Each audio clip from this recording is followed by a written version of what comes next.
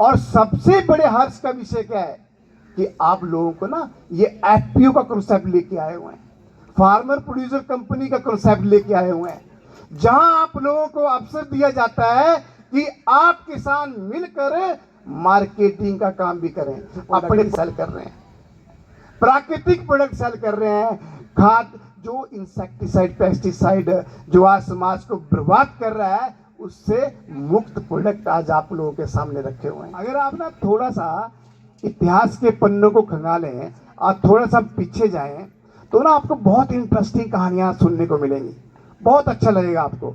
आप ये महसूस करोगे कि आपके बुजुर्ग जो थे वो लंबी आयु जीते थे, दवाई स्प्रे कर दी ना तो खाने वाले को खानी पड़ेगी, अगर किसान ने प्राकृतिक खेती कर दी तो खाने वाले को खानी पड़ेगी।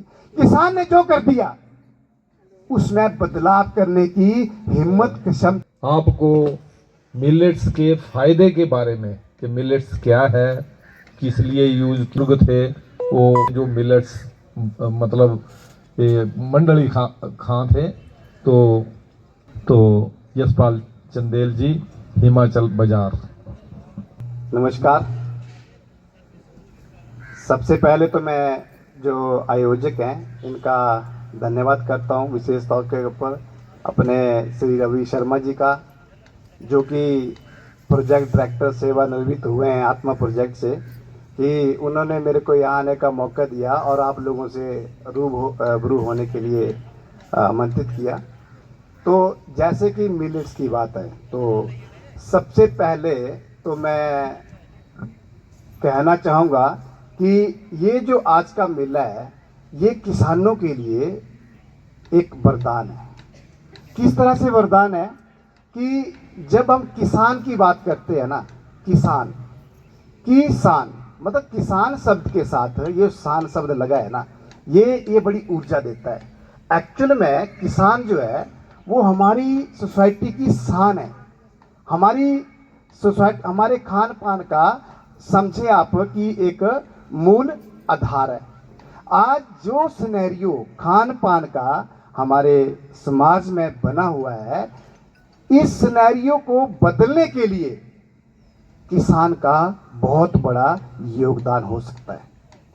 आप सोचो कि अगर आज किसान अनाज में इंसेक्टिसाइड स्प्रे कर रहा है, पेस्टिसाइड स्प्रे कर रहा है, दबा के दवाइयाँ स्प्रे कर रहा है और वो अनाज समाज में खाने के लिए आ रहा है, और एक ऐसा वर्ग है जो अपनी फसलों में प्राकृतिक तौर से ऊपर खादों का इस्तेमाल कर रहा है, प्राकृतिक खेती कर रहा है, ऑर्गेनिक खेती कर रहा है, एक किसान वो भी है।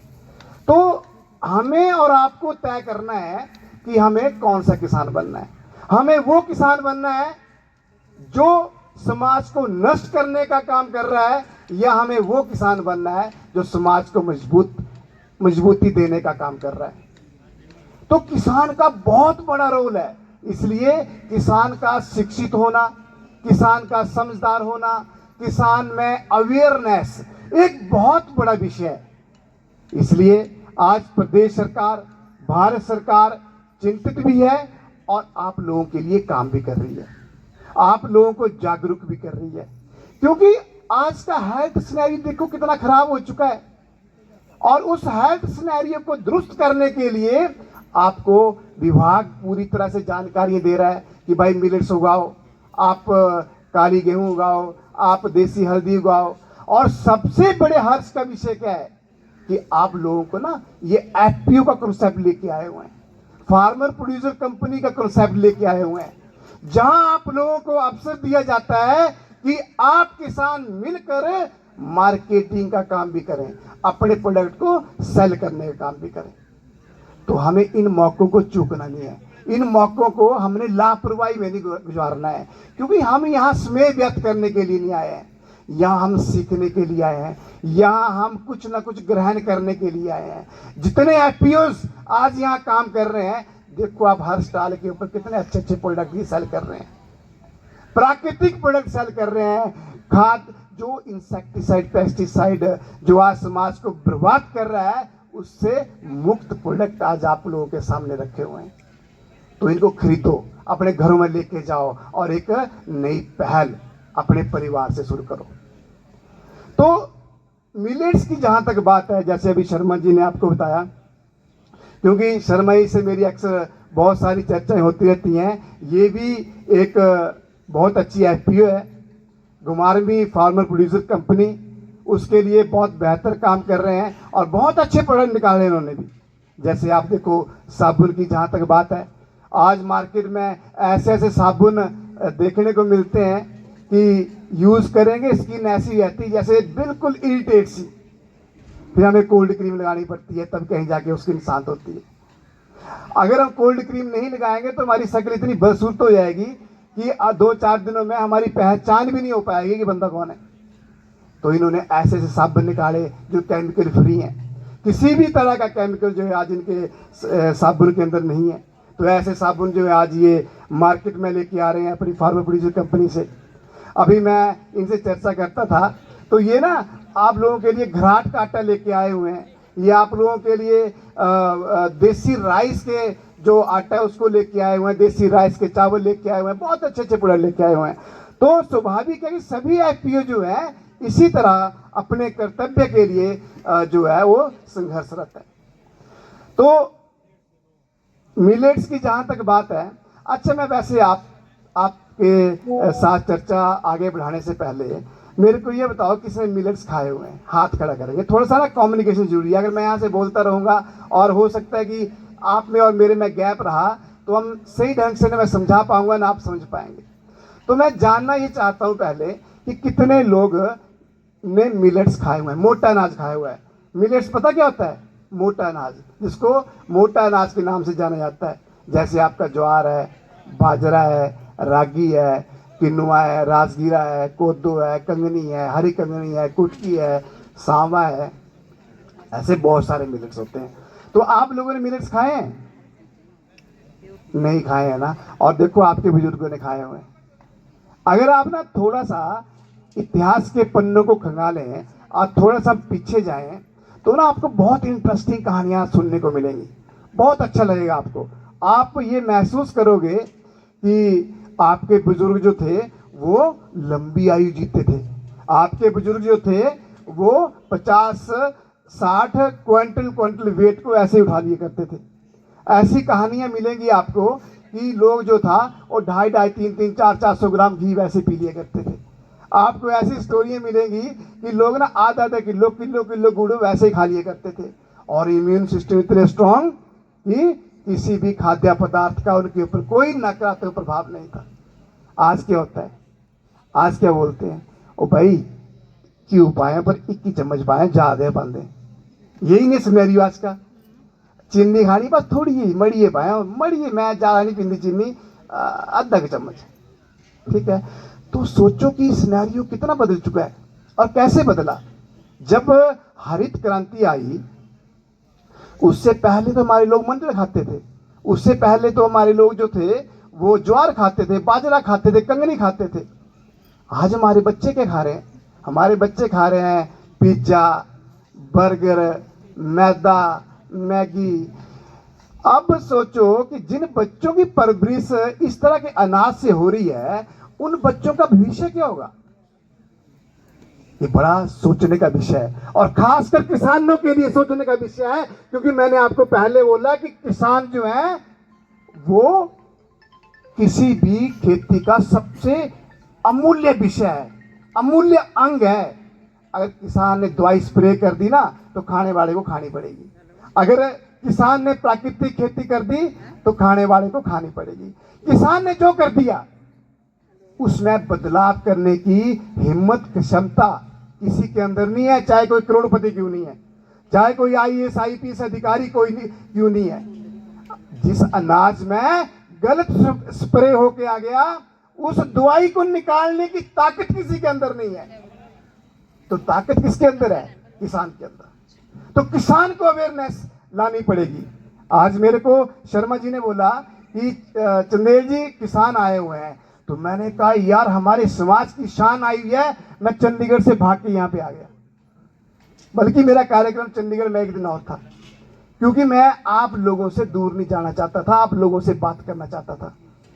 आप लोगों का समझदार होना इतना इंपॉर्टेंट है कि आने वाली पीढ़ी आप लोगों के हाथ में है, आप लोगों की मुट्ठी में है।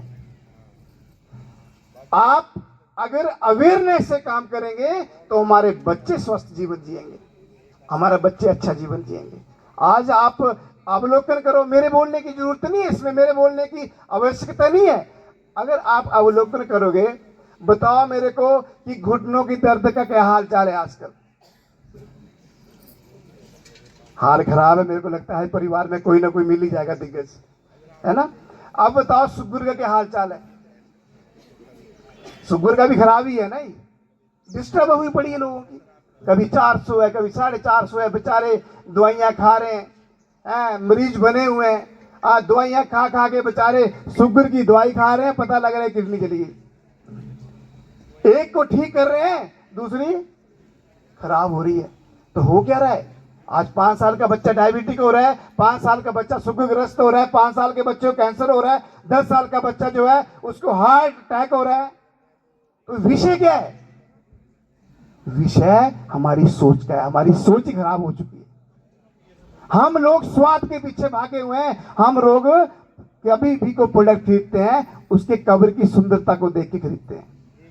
अगर हमें कोई आदमी ये आके बोले कि भाई ये 2-4 प्रोडक्ट रखे हुए हैं और बताओ कि बढ़िया प्रोडक्ट कौन सा है, हम क्या करते हैं? हम आएंगे, उसको टेस्ट करेंगे, जीव के ऊपर रखेंगे और उस टेस्ट का आनंद लेंगे और उस टेस्ट के हिसाब से पता क्या बोलेंगे कि जी ये प्रोडक्ट बढ़िया है, ज्यादा टेस्टी है। और हम भूल जाते हैं कि उस टेस्ट को बढ़ाने के लिए क्या क्या किया हुआ है। अजीनामोटो सुना है आपने? अभी मैगी बैन हुई, क्यों बैन हुई हो? क्योंकि उसके अंदर अजीनामोटो मिलाया गया था। और ये बात सार्वजनिक तौर के ऊपर बोलने वाली बात है और स्वीकार करने वाली बात है। और सोचो आप, हमारे बच्चे जो हैं उस स्वाद के प्रति एडिक्ट हो चुके हैं। क्यों एडिक्ट हो चुके हैं? क्योंकि हमने एडिक्ट किया है। आज बच्चा रोता है तो हम क्या करते हैं? ले बेटा ये जंक फूड खा ले, ये पैकेट फूड खा ले, ये गलत फूड खा ले। हम कहां से अच्छे माता पिता हुए? हम कहां से अच्छे किसान हुए?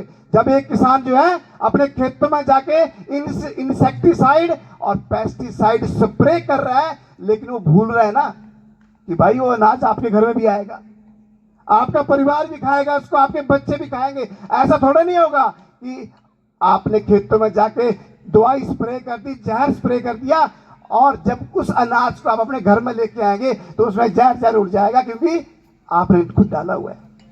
वो भी ऐसा नहीं होता है। सिस्टम सबके लिए एक ही है, व्यवस्थाएं सबके लिए एक ही है। बर्बादी होगी तो सबकी होगी, किसान की भी होगी और खाने वाले की भी होगी। तो सोचो, इतने जोर शोर से अगर ये बातें हो रही है पूरे देश के अंदर, इसलिए हो रही है कि आज हॉस्पिटलों के अंदर लाइनें लग चुकी हैं और परेशानी का विषय हो चुका है। पहले पता क्या होता है? आज से 30, 40, 50 साल वर्ष पहले आप जाओगे तो आप हैरान हो जाओगे। जब परिवार में एक बच्चा पैदा होता था तो लोग पता क्या बोलते थे कि वारिश आ गया, वारिश। ये हमें भी देखेगा, हमारे समाज को भी देखेगा, हमारे देश को भी देखेगा। वही यार, एक 5 साल का बच्चा डायबिटिक है, कहां का बारिश हो गया? उसको देखने के लिए तो माता पिता स्वयं ड्यूटी पे लगे हुए। तो जो बच्चा अपने आप को नहीं देख सकता है, वो क्या माता पिता को देखेगा? क्या वो समाज को देखेगा? क्या वो देश को देखेगा? तो ये छोटा विषय नहीं है, हम इसको इग्नोर नहीं कर सकते। अगर इग्नोर किया तो जिंदगी खत्म, इग्नोर किया तो समझो कि हम जीवन का आनंद नहीं ले पाएंगे। कितना धन कमा लेंगे, कितनी तरक्की कर लेंगे, कहां पहुंच जाएंगे? जिस दिन अगर पता लगा कि स्वास्थ्य खराब है, नींद नहीं आएगी। जिस दिन पता लगा कि मेरे बच्चे को 10 साल की आयु में कैंसर हो चुका है, नींद नहीं आएगी। जिस दिन पता लगा कि मेरा शरीर जो है वो तंदुरुस्ती से दूर चला गया है, नींद नहीं आएगी। फिर बैंक का पैसा भी नहीं दिखेगा, आईएएस की पोस्ट भी नहीं दिखेगी, बड़ी बड़ी पोस्टें नहीं दिखेंगी, बड़े बड़े उद्योग नहीं दिखेंगे, कुछ नहीं दिखेगा। उसमें ये लगता है कि हे ईश्वर, हे प्रभु, कृपया करके प्लीज मेरे बच्चे को ठीक कर दे, कृपया करके मुझे ठीक कर दे। अब मैं अच्छा अच्छा ही खाऊंगा, अपने बच्चे को अच्छा अच्छा ही खिलाऊंगा। ओ भाई, उसमें ना सुधरने का समय है, ना उसमें अच्छी अच्छी बातें करने का समय है, क्योंकि गलत गलत हो चुका है। तो सुधरने और व्यवस्था बनाने का समय कब होता है? जब आप सही पोजीशन के ऊपर होते हैं, आप तंदुरुस्त होते हैं, आप स्वस्थ होते हैं। तो मिलेट्स की जहां तक चर्चा का विषय है, आपको ना थोड़ी सी मिलेट्स के बारे में जानकारी